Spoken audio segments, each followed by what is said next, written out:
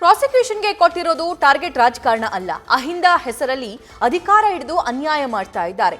ನೈತಿಕ ಹೊಣೆ ಹೊತ್ತು ಸಿದ್ದರಾಮಯ್ಯ ರಾಜೀನಾಮೆ ಕೊಡಬೇಕು. ರಾಜ್ಯ ಕಾಂಗ್ರೆಸ್ ಸರ್ಕಾರದ ವಿರುದ್ಧ ನಿಖಿಲ್ ಕುಮಾರಸ್ವಾಮಿ ಕಿಡಿಕಾರಿದ್ದಾರೆ. ಚನ್ನಪಟ್ಟಣದ ಮೇಲೆ ಹಿಂದೆ ಇಲ್ಲದ ಪ್ರೀತಿ ಈಗ ಹೇಗೆ ಬಂತು ಅಂತ ಪ್ರಶ್ನೆ ಮಾಡ್ತಿದ್ದಾರೆ. ಚುನಾವಣೆ ಬಳಿಕವೂ ಡಿಸಿಎಂ ಚನ್ನಪಟ್ಟಣ ಅಭಿವೃದ್ಧಿ ಮಾಡಲಿ. ಡಿಸಿಎಂ ಡಿಕೆ ಶಿವಕುಮಾರ್ಗೆ ನಿಖಿಲ್ ಕುಮಾರಸ್ವಾಮಿ ಚಾಲೆಂಜ್ ಹಾಕಿದ್ದಾರೆ. ವಲಯದಲ್ಲಿ ಅದರಲ್ಲೂ ರಾಜಕಾರಣದಲ್ಲಿ ಇವತ್ತೇನು ಇಷ್ಟು ವರ್ಷಗಳ ಕಾಲ ಗುರುತಿಸ್ಕೊಂಡಿದ್ದಾರೆ. ಇಲ್ಲಿ ಪ್ರಶ್ನೆ ಅಹಿಂದ ವರ್ಗದ ಪ್ರಶ್ನೆನೂ ಅಲ್ಲ, ಹಿಂದುಳಿದಿರ್ತಕ್ಕಂಥ ಸಮುದಾಯದ ಪ್ರಶ್ನೆನೂ ಅಲ್ಲ. ಇವತ್ತು ಏನು ಆರೋಪ ಬಂದಿದೆ, ಮೂಡದಲ್ಲಿ ಆಗಿರ್ತಕ್ಕಂಥ ಹಗರಣ ಇವತ್ತು ಬೆಳಕಿಗೆ ಬಂದಿದೆ. ಇವೆಲ್ಲದರ ಕುರಿತಾಗಿ ಈ ವಿಚಾರಕ್ಕೆ ಸಂಬಂಧಪಟ್ಟಂತೆ ಇವತ್ತು ಪ್ರಾಸಿಕ್ಯೂಷನ್ಗೆ ಅನುಮತಿಯನ್ನು ಕೊಟ್ಟಿದ್ದಾರೆ ರಾಜ್ಯಪಾಲರು. 3 ಜನ ಇವತ್ತು ಖಾಸಗಿ ಇವತ್ತು ದೂರನ್ನು ಕೊಟ್ಟಿರ್ತಕ್ಕಂಥ 3 ಜನ RTI ಕಾರ್ಯಕರ್ತರುಗಳೇನಿದ್ದಾರೆ, ಇವೆಲ್ಲವನ್ನು ಪರಿಗಣನೆಗೆ ತಗೊಂಡು ಇವತ್ತೇನು ಕೆಲವೊಂದಷ್ಟು ಪೂರಕವಾದಂಥ ಡಾಕ್ಯುಮೆಂಟೇಷನ್ನ ಸಂಗ್ರಹ ಮಾಡಿದ ನಂತರ ಇವತ್ತು ಪ್ರಾಸಿಕ್ಯೂಷನ್ಗೆ ಅನುಮತಿ ಕೊಟ್ಟಿರ್ತಕ್ಕಂಥದ್ದು. ಬಹುಶಃ ಹಾಗಾಗಿ ಇಲ್ಲಿ ಯಾವುದೇ ಟಾರ್ಗೆಟ್ ರಾಜಕಾರಣದ ಪ್ರಶ್ನೆ ಅಲ್ಲ. ಇದು ಒಂದು ಮಾನ್ಯ ಮುಖ್ಯಮಂತ್ರಿಗಳು ಸಿದ್ದರಾಮಣ್ಣ ಅವರು, ನಾವು ಅವತ್ತಿಂದ ಹೇಳ್ಕೊಂಬಂದಿದ್ದೇವೆ, ನೈತಿಕ ಹೊಣೆಯನ್ನು ಹೊತ್ತು ಇವತ್ತು ರಾಜೀನಾಮೆನ ಕೊಡ್ತಕ್ಕಂಥದ್ದು ಸೂಕ್ತ.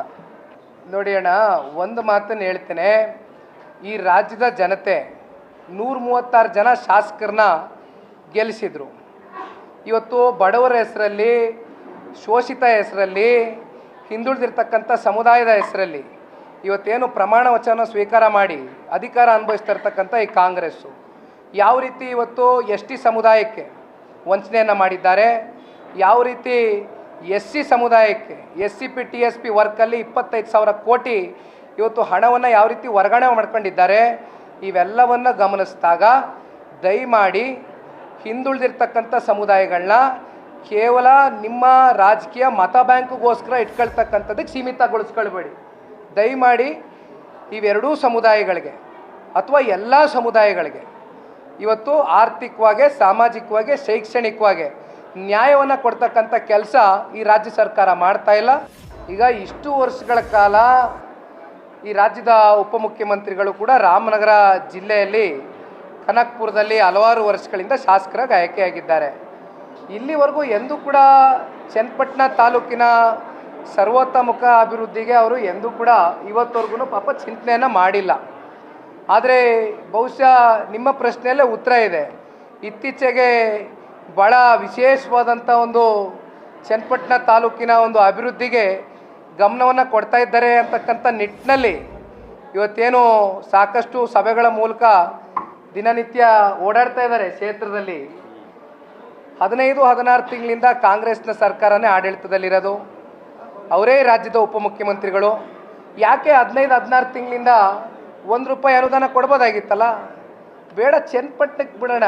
224 ಕ್ಷೇತ್ರದಲ್ಲಿ 136 ಜನ ಕಾಂಗ್ರೆಸ್ನ ಶಾಸಕರಿಗೆ ನೀವೇ ಹೋಗಿ ಮೈಕ್ ಹಿಡೀರಿ, ದಯಮಾಡಿ ಅವ್ರಿಗೆ ಕೇಳಿ ಎಷ್ಟು ಜನಕ್ಕೆ ಇವತ್ತು ಅಭಿವೃದ್ಧಿಗೆ ಅನುದಾನವನ್ನು ಈ ರಾಜ್ಯ ಸರ್ಕಾರ ಬಿಡುಗಡೆ ಮಾಡಿದೆ 15-16 ತಿಂಗಳಿಂದ. ಇವತ್ತು ಚನ್ನಪಟ್ಟಣದ ಮೇಲೆ ಎಲ್ಲಿಲ್ದಿರ ಪ್ರೀತಿ, ಎಲ್ಲಿಲ್ದಿರ ಅಭಿಮಾನ. ನೋಡೋಣ, ಇದು ಯಾವುದರಿಂದನೂ ಈ ಕ್ಷೇತ್ರದ ಅಭಿವೃದ್ಧಿ ಮಾಡಲಿಕ್ಕೆ ಸಾಧ್ಯ ಇಲ್ಲ. ಅಭಿವೃದ್ಧಿ ಮಾಡಬೇಕು ಅಂತಕ್ಕಂಥ ಇಚ್ಛಾಶಕ್ತಿ ಇದ್ದರೆ ಚುನಾವಣೆಯ ಬಳಿಕ ಫಲಿತಾಂಶ ಏನು ಬರುತ್ತೋ ಬಿಡುತ್ತೋ, ತದನಂತರವೂ ಕೂಡ ಇದೇ ರೀತಿ ಇವರು ಚನ್ನಪಟ್ಟಣದ ಪರವಾಗಿ ನಿಂತು ಅಭಿವೃದ್ಧಿ ಮಾಡ್ತೀವಿ ಅಂದರೆ ನಾವು ಕೂಡ ಕೈ ಜೋಡಿಸ್ತೀವಿ. ನ್ಯೂಸ್ ಫಸ್ಟ್, ನಿರ್ಭೀತಿಯಿಂದ ನಿಮ್ಮ ಪರವಾಗಿ.